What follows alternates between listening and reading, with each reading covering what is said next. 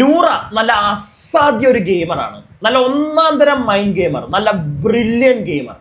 പക്ഷേ മനസാക്ഷിപരമായിട്ട് നമ്മൾ നോക്കിക്കഴിഞ്ഞാൽ നൂറ ഇന്ന് ചെയ്ത പരിപാടിയോട് യോജിക്കാൻ പറ്റാത്ത ഒരുപാട് ആളുകൾ കാണും. അത് വേറൊരു പോയിന്റ്.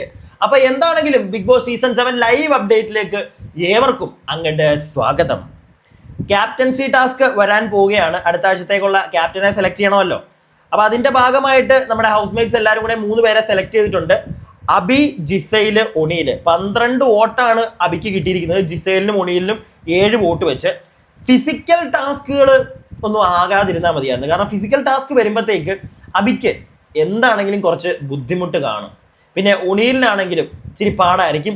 പക്ഷേ നമ്മുടെ ജിസൈലുണ്ടല്ലോ, ലൈക്ക് ജിസൈലിന്റെ പേര് ഞാൻ എടുത്തു പറയാനുള്ള ഒരു കാരണം, ജിസൈൽ ഫിസിക്കലി നല്ല ഫിറ്റാണ്. സോ അവരെ കൊണ്ട് പെട്ടെന്ന് തന്നെ ഫിസിക്കൽ ടാസ്ക് ഒക്കെ കംപ്ലീറ്റ് ചെയ്യാൻ പറ്റുമെന്നാണ് എനിക്ക് തോന്നുന്നത്. പക്ഷെ നമുക്കൊന്നും പറയാൻ പറ്റത്തില്ല. വരട്ടെ, ടാസ്ക് വരട്ടെ, അപ്പൊ നമുക്ക് നോക്കാം.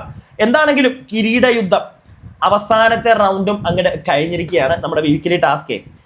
ആ ടാസ്ക് കഴിഞ്ഞപ്പോഴത്തേക്ക് നമ്മുടെ നൂറയും ഒടിയിലും കൂടെയാണ് മത്സരിച്ചത്, 2 ക്യാപ്റ്റന്മാര്.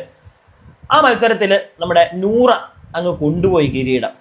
സത്യം പറഞ്ഞാൽ എല്ലാവരും ഞെട്ടിപ്പോയത് നൂറ കൊണ്ടുപോയപ്പോഴല്ല, അത് കഴിഞ്ഞിട്ട് നമ്മുടെ ബിഗ് ബോസ് അനൗൺസ് ചെയ്തു, നൂറ മോളെ 3 സൂപ്പർ പവേഴ്സ് ഉണ്ടല്ലോ, വേണമെങ്കിൽ നിനക്ക് തന്നെ 3 സൂപ്പർ പവേഴ്സും അങ്ങ് എടുക്കാം, ഇല്ലെങ്കിൽ നിനക്ക് നിന്റെ ഗ്രൂപ്പുമായിട്ട് ഷെയർ ചെയ്യാം, നിർബന്ധമൊന്നും ഇല്ല. മനസ്സിലായില്ലേ? നൂറ എന്ത് ചെയ്തു? നൂറ ഫാമിലി സൂപ്പർ പവർ, അതായത് കുടുംബത്തിനെ ഒരാഴ്ച അവിടെ നിർത്താനായിട്ടുള്ള ആ പവർ നമ്മുടെ ബിന്നിയുടെ തലയിൽ വെച്ച് അങ്ങ് കെട്ടിക്കൊടുത്തു. അങ്ങനെ തന്നെ ഞാൻ പറയും. ബിന്നിക്ക് കൊടുത്തൊരു പണിയാണ് സത്യം പറഞ്ഞാൽ.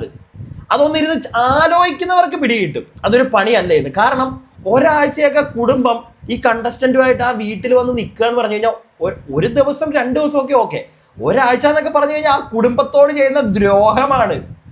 ഇയാളോ ഈ ബിന്നിയോ അതിനകത്ത് വന്ന് പെട്ടു എന്ന് പറഞ്ഞു കഴിഞ്ഞാൽ ഗെയിമാണ്, അവർക്ക് ഒരുപാട് ഗുണങ്ങളുണ്ട്, ഇറ്റ്സ് എ ബ്യൂട്ടിഫുൾ ഗെയിം. പക്ഷേ ഈ ഒരാഴ്ച കുറച്ച് ബുദ്ധിമുട്ടാണല്ലോ. നിൽക്കുക എന്ന് പറയുന്നത് സാധാരണ നമ്മുടെ ജീവിതത്തിൽ നിന്ന് ഒരുപാട് മാറ്റങ്ങളുണ്ട് അതിനകത്ത് പോയി ഒരാഴ്ച നിൽക്കുന്നത്. അപ്പൊ ഈ കുടുംബം ഒരാഴ്ച വന്ന് നിൽക്കുമ്പോഴത്തേക്ക് അതിൻ്റെതായിട്ടുള്ള ബുദ്ധിമുട്ടുകൾ ആ കുടുംബം നേരിടേണ്ടി വരും. അപ്പൊ അത് ബിന്നിയുടെ തലക്കാണ് വെച്ച് കൊടുത്തിരിക്കുന്നത്. ബിന്നി ഭയങ്കര സന്തോഷത്തോടെയൊക്കെയാണ്.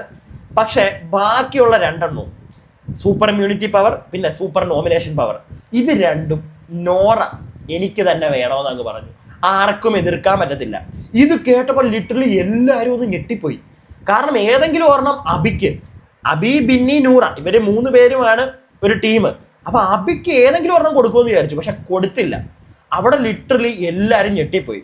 പക്ഷെ അവിടെയാണ് നൂറ എന്ന് പറയുന്ന ഗെയിമർ ഉണരുന്നത്. മക്കളെ, സട കുടഞ്ഞ് ഉണർന്നത്.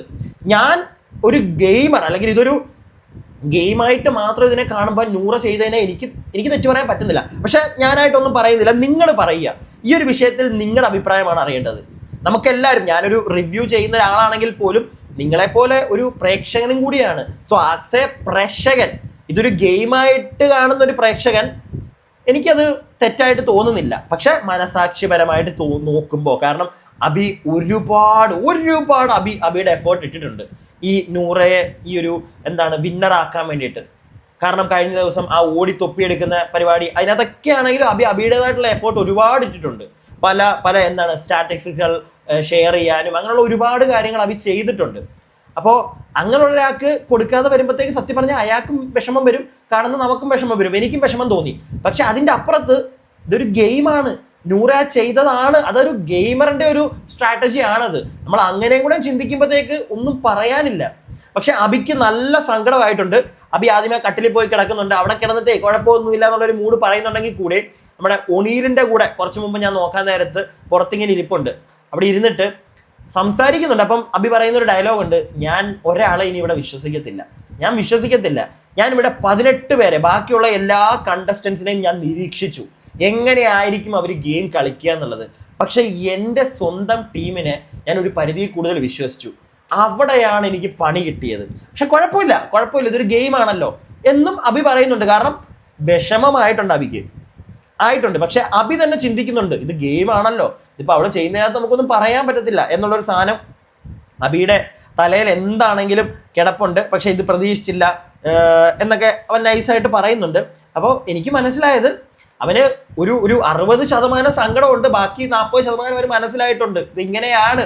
ഇപ്പൊ ചിലപ്പോൾ എനിക്കാ കിട്ടിയിരുന്നെങ്കിലും ഞാനും ചിലപ്പോൾ ഇങ്ങനെ തന്നെ ചെയ്തെന്നുള്ളൊരു സാധനം അബിയുടെ തലയിലുണ്ട്. പക്ഷെ അബിയോട് ചെയ്തത് ഞാൻ പറഞ്ഞ കണക്ക് മനസാക്ഷിപരമായിട്ട് നമ്മൾ നോക്കുമ്പോൾ തെറ്റ് തന്നെയാണ്. പക്ഷെ ഗെയിമാണ്, ഇങ്ങനെയൊക്കെ തന്നെ അവിടെ സംഭവിക്കും. അപ്പൊ ഇതൊക്കെയാണ് അവിടെ സംഭവിച്ചിരിക്കുന്നത്. നൂറ് ഒരു രക്ഷയില്ല കേട്ടോ. നൂറയുടെ ലൈക്ക് ആദ്യമൊക്കെ നമ്മൾ ഓർക്കുന്നുണ്ട്, നൂറ് അധികം മിണ്ടാതെ ഒതുങ്ങിയിരുന്നൊരു പെങ്കൊച്ച് കുറച്ച് കഴിഞ്ഞപ്പോഴത്തേക്ക് ആരോടാണോ സംസാരിച്ചടിച്ചിരുത്തേണ്ടത് അയാളോട് സംസാരിച്ചടിച്ചിരുത്താറുണ്ടായിരുന്നു. റെന ഫാത്തിമയൊക്കെ കില്ല് ചെയ്ത് വിട്ടൊരു ദിവസം ഉണ്ടായിരുന്നു ഇല്ലേ? ആ ഒരു നൂറയുടെ വേറൊരു ഗെയിമാണ് ഇന്ന് കാണാൻ സാധിച്ചത്. ഞാൻ പറയട്ടെ, ബിന്നി ഇപ്പൊ കുറെ പേര് പറയും ബിന്നിക്ക് ഫാമിലിയെ കൊടുത്തല്ലോ, വലിയ നല്ല കാര്യമാണത്. ഒന്നുമല്ല, ബിന്നിക്ക് കൊടുത്ത പണിയാ അത് ഗംഭീര പണിയാണ് കൊടുത്തിരിക്കുന്നത്. അത് ബിന്നിയുടെ ഫാമിലി, ഇനിയിപ്പം ബിന്നി മുന്നോട്ട് നിൽക്കുകയാണെങ്കിൽ ആ ഒരു ടൈം വരുമ്പോഴത്തേക്ക് കുടുംബം വന്ന് നിൽക്കുമ്പോഴത്തേക്ക് മനസ്സിലാവും. ഒരാഴ്ചയൊക്കെ ആ കുടുംബം ഇതുപോലെ ഭക്ഷണമൊക്കെ കഴിച്ച് കറക്റ്റ് പ്രോപ്പറായിട്ട് ഫുഡും കിട്ടാതെ ഈ 10-18 പേര് ടോയ്ലറ്റിൽ പോകുന്ന ഗ്യാപ്പ് നോക്കി ടോയ്ലറ്റിലും പോയി ഒക്കെ നിൽക്കുക എന്ന് പറഞ്ഞു കഴിഞ്ഞാൽ അത്ര നല്ല സുഖമുള്ള പരിപാടിയായിട്ട് എനിക്ക് തോന്നുന്നില്ല. അപ്പൊ എന്താണെങ്കിലും ഇതൊക്കെയാണ് അവിടെ സംഭവിച്ചുകൊണ്ടിരിക്കുന്നത്. പിന്നെ ഇപ്പൊ അടുത്തൊരു ടാസ്ക്, ഓണവുമായി ബന്ധപ്പെട്ടൊരു ടാസ്ക് ഇപ്പൊ നടക്കാൻ പോവാണ്. പുലികളി ബേസ് ചെയ്തിട്ടൊക്കെ ഒരു സാധനം ഇപ്പൊ നടക്കാൻ പോവാണ്. ഞാൻ പോയി കാണട്ടെ, എന്നിട്ട് അടുത്ത വീഡിയോയിൽ അടുത്ത അപ്ഡേറ്റ്സുമായിട്ട് വരാം. അതുവരേക്കും stay tuned and stay weird.